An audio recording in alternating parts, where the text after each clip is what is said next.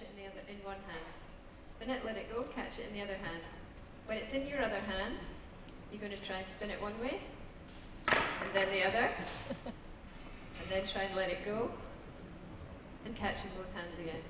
Okay, next thing is to spin on the ground, catch in both hands. Very good. Then catch in one hand, and then catch in the other hand. If you can do that, spin it in the other hand, catch it back in your favourite hand again. Nice one. And then we're going to pass the racket one hand to the other and round our backs. When I say change, you're going to change direction. Change.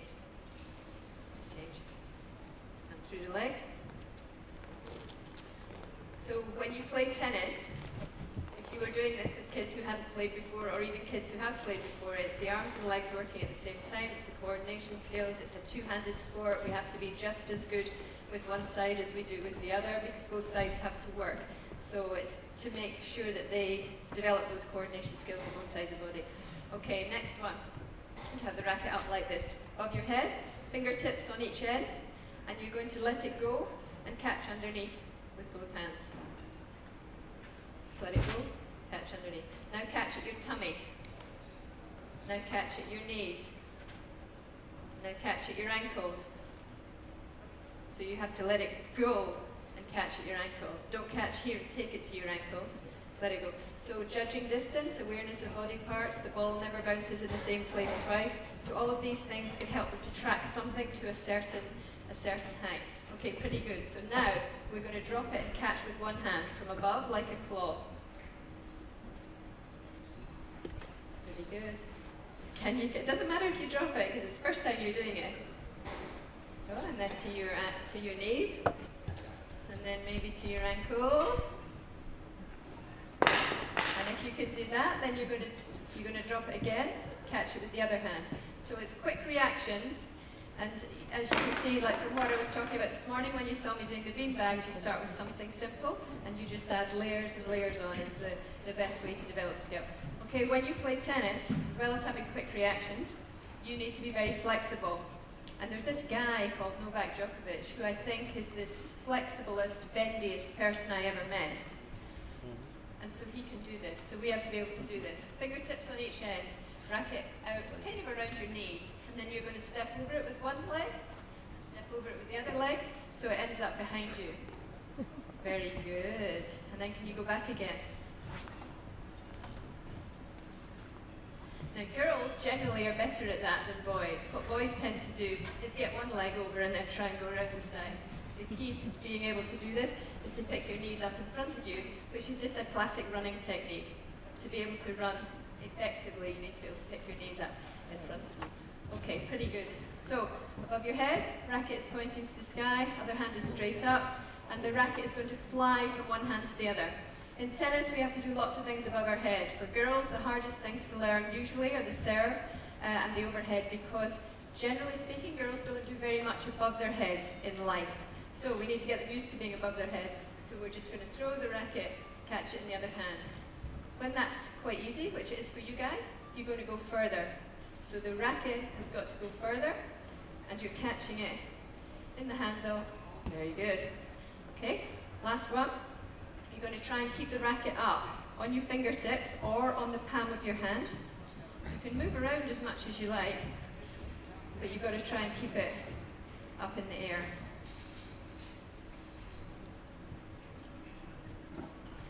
I always think this is quite an interesting one because you can see levels of concentration, awareness of body, balance, etc. But all of these things are obviously things that kids can do at home. We're talking about learning how to control the racket, which ultimately is the thing, the head of it is what controls the ball. As you can see, I picked up my racket that had no strings in it, which I was using for something different. So girls, was that easy, that last one? That last exercise, was that easy or difficult? Easy? Okay, so we're going to turn it into a competition. When I say go, you're going to keep the racket up on your fingertips. If it hits you, the floor, or somebody else, or if you're holding it like this, you sit down, and we'll see who is the champion of Stockholm at fingertip tennis. Are you ready? Go. So now I can see who's competitive and who concentrates.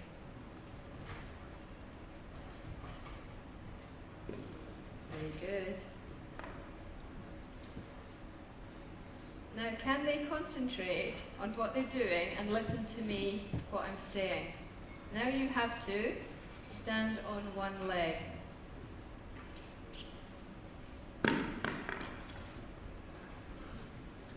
So now we have a champion.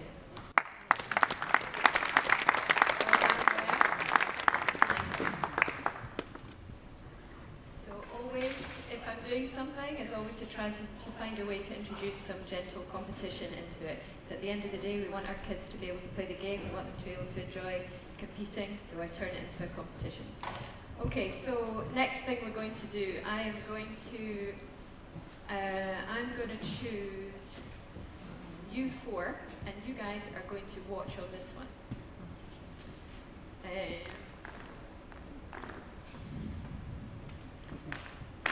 You two will work on there, but I'm going to demonstrate it first. So, you heard the guys talking this morning in the panel, and Matt's in particular, talking about the importance of being able to move. If you can't move to and from the ball, it doesn't matter how gorgeous your shots are, they're not going to be effective when you come to play a match. So I'm going to show you some very simple little exercises that doesn't actually matter what level of player you're working with. These can be adapted and made more challenging to work with better players. So, Raya, you can pop your racket down just now and come a little bit closer to the hoop. So I call this exercise double trouble, but we're going to start with single trouble first. And I'm going to bounce the ball into the hoop, and you're going to catch it with both hands and bounce it back. So I'm aiming to a target, I'm understanding that the ball follows my hand, and ultimately if I want to have a rally with my partner, I have to be able to make the ball, the bat, the hand all go towards the target. So, and we're pretty good at that. Often what happens is that kids don't pass the ball properly. They kind of bounce it down, they bounce it to themselves. So hold this one. So it's quite easy for us. So now we make it more challenging and we'll go at the same time. So when I say go, we go down. Ready? Go. Go. Go. Go.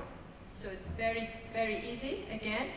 And now we're going to challenge it again. We're going to move to the other hoop. So you're going to throw in yellow, I throw in green. I catch yours, you catch mine. Go. Go. Go. Go. So it's very easy again. So we will move it a little bit further. So it's a great one for tracking, for catching, or sending and receiving, I guess you would call it in coachy terms. But now, as soon as children can do a skill consistently well from a static position, is to introduce the movement, because we have a hit and move sport. When you're starting kids off, or adults off, you often find they hit, and they have a look to see where it's gone, and they forget to move after the next shot. So create the exercise that makes them move. Are you ready, Raya? Go. Go. Go. Oh, we're good, we're good.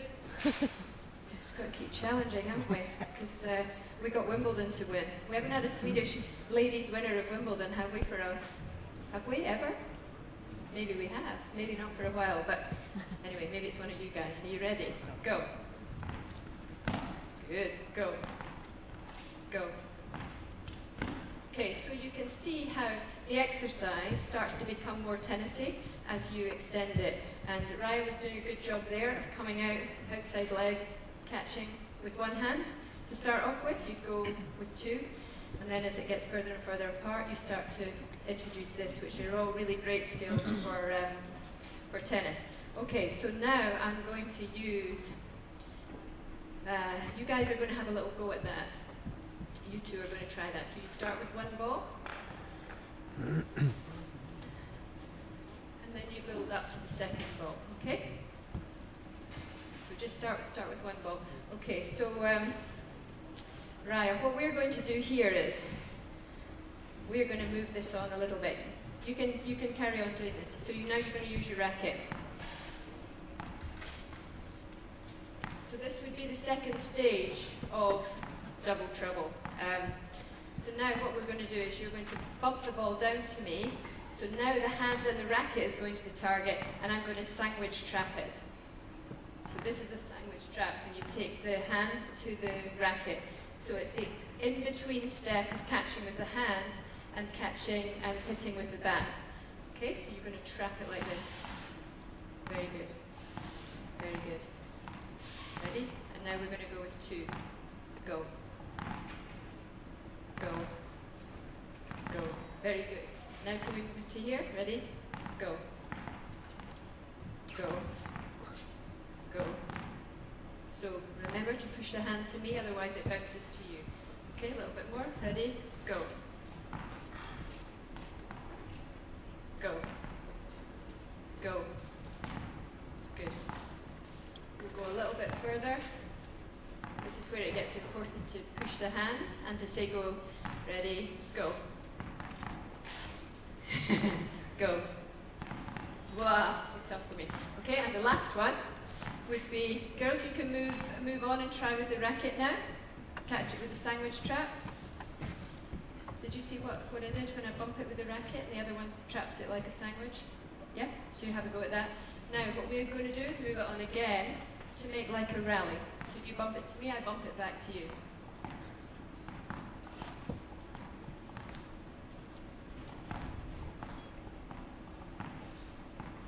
I love doing these exercises with girls because girls are always much better at sticking to a task. As soon as you introduce something with boys that gets a little bit rat-a-tat, they want to be competitive, they go too fast and they go too hard, they want to beat somebody. So girls are different to work with than boys.